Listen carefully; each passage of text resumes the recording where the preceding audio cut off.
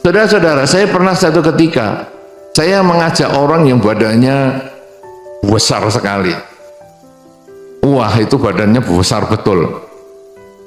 Kemudian saya ajak sampai ke Dhammasala atas. Kemudian saya suruh lihat ke bawah, ke candi dan sebagainya. Saya ngomong sama beliau, Pak, lihat di bawah itu, truk cuman kelihatan kecil. Itu batu satu truk, di situ cuman sejimpit saja. Lihat itu Pak, lihat. Lihat orang-orang itu kecil-kecil semua. Lihat. Sekarang Bapak mau sombong? Bisa. Sekarang Bapak mau sombong. Nih, aku yang paling besar. Karena memang badannya gendut sekali. Nih, aku yang paling gede. Kamu semua kecil semua. Bapak boleh sombong. Tapi ingat Pak, yang di bawah itu nggak lihat Bapak. Bapak sendiri dari bawah itu nggak kelihatan. Karena kita bedanya bawah, lantai bawah yang paling bawah, bodi kiri paling bawah dengan kita di Dhammasala atas, bedanya 60 meter. Jadi kalau satu bangunan itu biasanya 3 meter, itu kira-kira 20 lantai. Jadi orang bawah itu juga nggak lihat kita. Artinya apa? Kesombongan itu hanya untuk kamu saja. Orang lain tidak tertarik dengan kesombongan Anda. Kesombongan itu hanya merusak dirimu, tapi tidak bermanfaat untuk orang lain. Coba seandainya orang itu ngomong, oh, aku barusan beli mobil yang paling bagus sak dunia. Kira-kira yang dengar ngomong apa? Ya terserah, duit-duitmu juga. Pikirannya aku kepingin apa naik mobilmu. Jadi kesombongan itu hanya gunanya untuk menghancurkan dirinya sendiri. Nah, kalau sudah memahami seperti ini, lalu gunanya untuk apa kita sombong? Saya berbuat baik, itu kan sebetulnya kembali ke diri kita. Jadi bukan kamu harus terima kasih dong karena saya sudah berbuat baik, bukan. Nah, ini yang kadang-kadang keliru di dalam masyarakat itu, bahwa ketika saya berbuat baik maka orang itu harus berbuat baik juga sama saya, bukan. Ketika saya berbuat baik maka sesungguhnya orang itu adalah sarana saya untuk berbuat baik, karena kembali kebaikan itu sebetulnya saya bangun nasib saya sendiri. Kalau sudah bisa begitu, baru kesombongannya berkurang. Tapi kalau belum bisa begitu, renungkan saja kata-kata ini sampai akhirnya Anda memahami bahwa sesungguhnya orang lain itu sangat berjasa untuk mengembangkan diri Anda, bukan Anda yang berjasa untuk mereka. Walaupun orang-orang tadi, para pendiri itu membangun wihara, membangun sekolah, membangun apa saja, kalau nggak ada yang datang, apa gunanya bangunan? Nggak ada. Tapi ada yang datang, berarti kita harus terima kasih sama yang datang. Kalau sudah terima kasih yang datang, apa gunanya kita sombong? Karena kita tanpa mereka, kita bukan apa-apa. Saudara-saudara, yang paling gampang adalah hidup seorang biku. Karena kebetulan yang tanya biku, maka saya akan cerita tentang kehidupan biku. Perenungan seorang biku itu sangat sederhana. Kita ini tidak pernah masuk dapur. Biku tidak pernah masuk dapur. Anda kalau lihat saya masuk dapur, malah orang dapur kaget semua. Saya tidak pernah masuk dapur. Artinya apa saudara? Kok saya bisa tahan 33 tahun? Kenapa saya bisa tahan 33 tahun? Padahal saya tidak pernah masuk dapur. Karena orang menyediakan makan untuk saya. Kalau orang sudah menyediakan makan untuk saya, berarti saya hidupnya tergantung sama orang. Lalu apa yang harus saya sombongkan? Tidak ada gunanya. Kalau kita bisa memahami ini, lalu biku itu mau apa?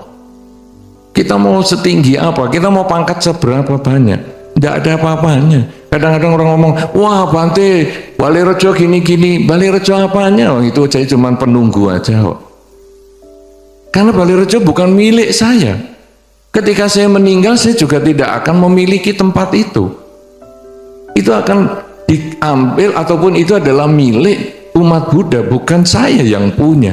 Saya hanya penunggu seumur hidup. Ketika saya sudah meninggal, itu akan dipakai oleh yang lain. Kalau sudah begitu, apa yang saya sombongkan? Tidak ada apa-apanya. Prestasi itu tidak ada, karena prestasi itu sebetulnya hanya karena dukungan orang lain.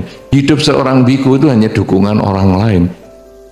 Karena itu saudara-saudara, kalau kita memahami hal ini, Dan ini terjadi pada siapapun juga. Anda mau pengusaha besar, kalau pengusaha besar nggak punya pegawai apa, Anda juga bisa kerja jadi pengusaha. Ketika Anda jualan, Anda tokonya rame, kalau nggak ada orang beli apa Anda bisa jadi orang kaya? Ada satu pengusaha yang luar biasa sekali yang saya pernah kenal, yaitu pengusaha roti. Saya kenal dan dia membuat kamarnya para karyawan dan karyawatinya itu sama seperti kamarnya yang punya. Sama bagusnya, sama mewahnya. Cuman bedanya kalau yang punya itu satu kamar cuman suami istri, kalau itu satu hall isinya beberapa pegawai dengan keranjang susun. Tapi ada TV parabola, ada internet dan ada segalanya. Kemudian kalau kebetulan ada salah satu pegawai yang menikah, semua ini naik bis yang sama dengan bosnya untuk pergi ke pernikahan di desa. Saudara-saudara, saya tanya kepada bos itu, kenapa kamu menyediakan fasilitas seperti itu dan kenapa kamu kok sampai nganter para karyawan itu ke desa dengan naik bis yang sama, padahal kamu mobilnya mewah sekali?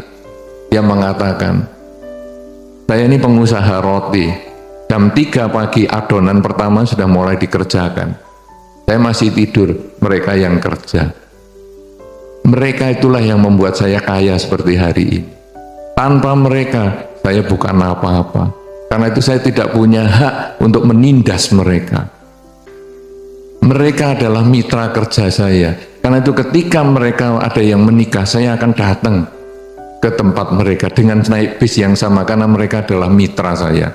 Coba saudara, orang ini memahami dengan baik bahwa sesungguhnya bukan diri sendiri yang membuat kita sukses, tapi kita karena dukungan orang lain. Kalau kita memahami ini, apa tuh gunanya kesombongan yang justru menghancurkan diri kita sendiri? Apalagi kalau sudah mengerti tentang jenazah, Anda lalu membaca Wijaya Sutta, lalu Anda akan memahami orang yang kaya, orang yang cantik, orang yang ganteng, orang yang pandai, orang yang berpangkat, orang yang apa, akhirnya semua itu hanya jadi jenazah. Kalau sudah akhirnya jadi jenazah yang busuk, yang dimakan ulat, dimakan cacing, yang akhirnya juga hanya menjadi tengkorak, yang akhirnya juga lapuk, dan akhirnya menjadi serbuk, apa yang mau disombongkan?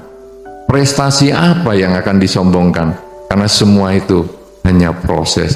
Kita sesungguhnya hanya pelaksana di dalam satu masa saja. Apa yang kita lakukan yang terbaik ini hanya mudah-mudahan bisa dikenang, tapi bukan untuk menambah kesombongan, hanya untuk memberi makna di dalam hidup. Sudahkah saya dilahirkan oleh orang tua saya itu bermanfaat? Apakah saya ini justru memalukan orang tua saya?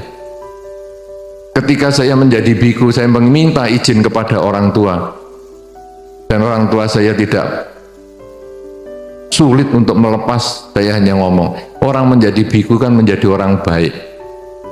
Menjadi orang baik kok ditangisi? Kalau saya menjadi penjahat, apa kamu lebih senang? Ya sudah, kamu jadi biku. Kata-kata itu yang merupakan janji bagi saya, bahwa saya menjadi biku, saya harus menjadi baik. Kemudian saya menerima dana makan dari orang, berarti saya juga harus baik sama orang. Karena kalau saya bisa jalani dengan baik menjadi biku, maka orang yang berdana kepada saya akan merasakan manfaatnya. Kalau sudah demikian ini, kita lalu menyadari hidup kita sangat tergantung orang lain. Contoh saya adalah sebagai biku, tapi siapapun di antara Anda, tadi juga Bante Teja sudah sampaikan, kita semua tergantung sama orang lain. Anda lahir kalau nggak tergantung ibu Anda, siapa yang melahirkan Anda? Puser Anda itu adalah tanda bahwa ibu Anda mengandung. Apakah Anda kenal dengan ibu Anda atau tidak, itu tidak urusan, tapi puser Anda itu adalah hubungan Anda dengan ibu Anda. Siapa di sini yang tidak punya wudel? Ya toh? Semua punya pusar, berarti semua punya ibu. Apakah Anda kenal ibu atau tidak, itu nggak pusing, tetapi itu jasanya ibu yang sudah membuat Anda terlahir sebagai manusia. Jasanya ibu dan bapak yang membuat Anda terlahir sebagai manusia dan mengenal dharma. Kalau sudah demikian, itu mereka yang berjasa. Anda sekolah, ada gurunya. Anda menjadi biku, Anda menjadi pengusaha, Anda menjadi apa, semua itu ada orang lain yang mendorong Anda untuk maju. Karena itu kesombongan hanya menghancurkan diri sendiri, tidak bermanfaat untuk orang lain. Berjuanglah terus, jadilah pelaku sejarah, tapi jangan pernah sombong, karena tidak ada manfaatnya dan itu tidak dibawa ke alam yang selanjutnya. Terima kasih.